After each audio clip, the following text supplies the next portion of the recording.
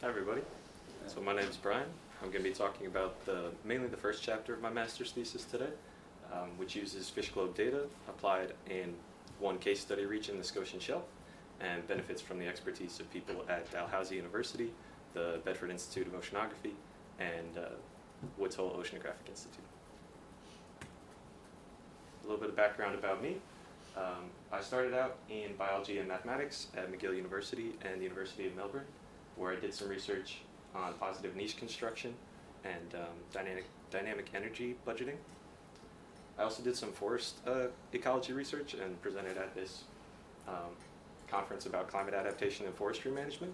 And so these two opportunities really cemented my interest in community ecology and climate adaptation.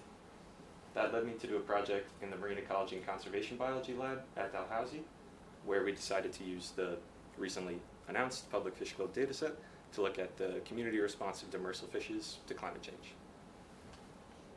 And Nancy, who is on my committee, was nice enough to present an intro slide to this project at last year's FISHGLOB. So key research questions that I'm interested in this project include: how have demersal fish communities changed over time in terms of three core aspects of community ecology, which is biodiversity, stability, and structure. My supervisor, Boris Worm, had looked at how these aspects of community ecology are related with bidirectional relationships that can be modulated by things like trophic interactions. It would be nice to find generalizable inferences and relationships between these aspects of community ecology that we could project into future under the twin pressures of fishing and climate change. We know these things to be related, but how so, and do those relationships change over time? And it would also be nice to have a select combination of community indicators. There's a wealth of these out there. There's many different ways you can measure community ecology, but there might be some that we can focus on that would allow us to systematically compare holistic community health, not just one aspect of community ecology, as we are looking into the susceptibility of these regions to phase shifts which have occurred. So overall, the goal of this thesis is a mechanistic understanding of community dynamics, and this sort of theoretical framework I drew up describes how fisheries benefit, and the main interest of fisheries is productivity of these demersal fish communities.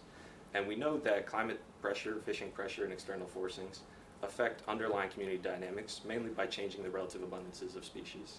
But how does that action ultimately change fisheries benefit? There's a lot of mechanisms going on under the hood, and the relationships between aspects of community ecology are those drawn lines between green boxes. So hopefully with this project, with having a wealth of indicators and watching those relationships change over time, I better understand these links. So the overall approach is to generate a suite of community indicators, examine how these things are linked, and compare different results that, when combined, give you more answers than single indicators do alone. And I also want to identify when do dynamic relationships between these indicators break down, under what conditions.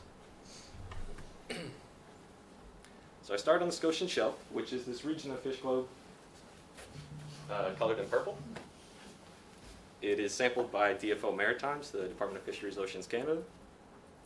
And being based at Dalhousie University, which is in Halifax, Nova Scotia, I had access to a lot of regional expertise on what has happened in this region, so the history of fishing, intervention measures like moratoria, and just overall expert knowledge about the oceanography of the region.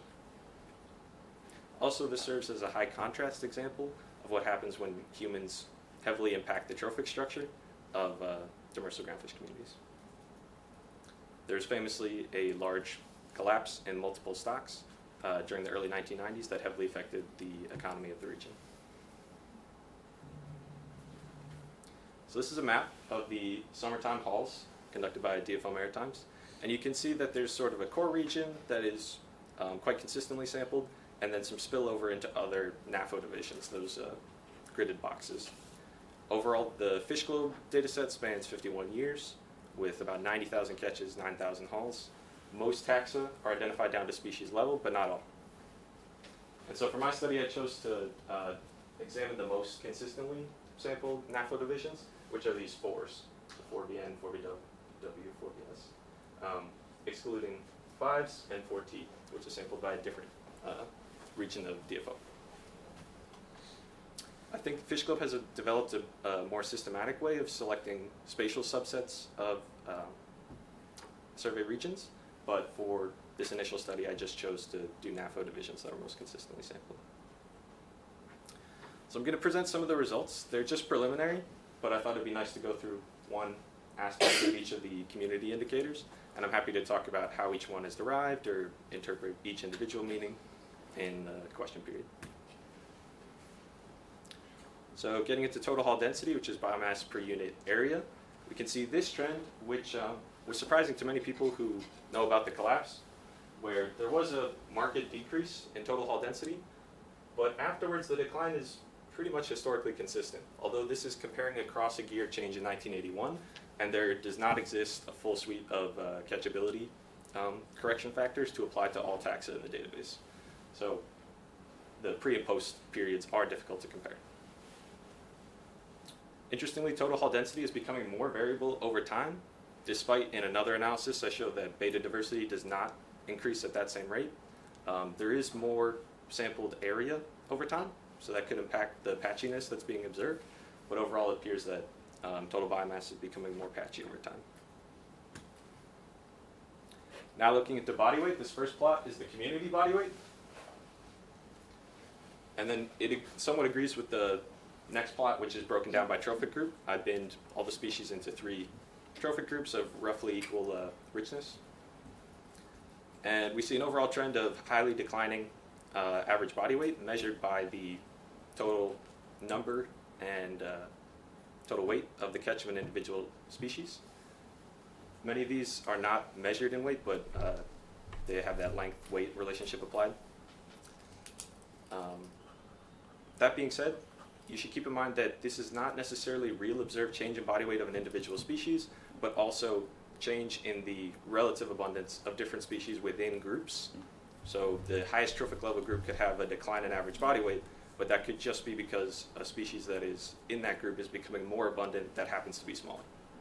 Either way, it suggests the group is getting smaller. This kind of goes against the normal case of dominance on the shelf. In the last plot, you see these box and whiskers of the community, and then increasing rarity groups. So these things are rarer and rarer on the shelf, and it suggests that the most dominant things typically are higher body weight, sampled in this trawl, where we acknowledge that larger things are better sampled than the smaller things. Going to diversity, it looks like species richness is overall increasing on the shelf, while evenness is decreasing, which is strange. Under maintained dominance ratios, you'd expect evenness to, or changing dominance ratios, you would expect evenness to increase with more species on the shelf. So something is keeping the system highly dominated by a few species, which could have been caused by the initial mechanisms of the collapse, and then another secondary control, which is limiting recovery amongst groups that collapsed. And this shows just the time of emergence and disappearance of rare things on the shelf. The overall trend is that things that were rare or previously absent are increasingly becoming apparent.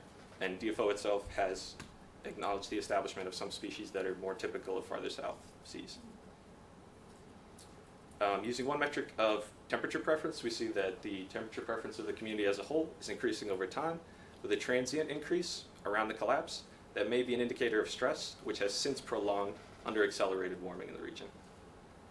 Just like body weight, typically the system is supposed to be dominated by cold water species, and things that are increasingly rare are increasingly warm preferred. To delineate some consistent regimes of change, I did multiple steps using some PCOA and hierarchical clustering of community composition between years, so the average community along the shelf over time. It suggests that there are 2 main clusters, that the pre and post dynamics are really the main story of this region over time. There's some transient dynamics in between pre and post collapse, but if we break it down to the relationship between individual indicators, this is total biomass and evenness have some relationship. That relationship fundamentally changed in 1991, and it's the strongest structural break, the primary change when afterwards the relationship between those two indicators change the most. And across all variables, there's a high concentration of these structural breaks in the early 1990s under the collapse, during the initial recovery when we think dominance ratios were changing, and towards the end of the series when maybe climate effects are starting to dominate. The publication I plan to submit in January will have some other tests, but I thought that was sufficient overview for today. And we can talk about other indicators I included. Overall, this pilot project on the Scotian shelf specifically identified a bunch of useful indicators, found the ones that may be the best correlative with high times of change, documented historical changes in multiple aspects of the ecology here, and proposed some mechanisms for the collapse and the lack of recovery that we've seen in this region, which is relatively unique in the Northwest Atlantic. And I think I'm out of time here, but I was just going to introduce that in Chapter 2, I'd like to apply this same technique to all the remaining survey regions of FISHGLOB. And I also found access to the places that were not included in FISHGLOB, which include DFO Newfoundland and Labrador, DFO Arctic's Northern Shrimp Survey, Greenland Halibut Survey, and overall these 3 surveys fill a big gap that was existing in northeastern Canada. Overall, I'd like to get the last few remaining external surveys, which Carl and Aurora have offered to help me out with. But this would help me look into high latitude community ecology, which is my original interest for this project. So I'm really excited about that. And I'd like to release some sort of R package or GitHub repository for focusing on functions that are useful for community ecology specifically, fitting species into halls and studying halls as communities representative of survey regions. So if anybody's interested in community aspects, I would love some advice on releasing an R package or some sort of GitHub thing. Acknowledge all the people who helped me out along the way, including Nancy, who's here today, and all of you for sitting through this talk and inviting me here to speak.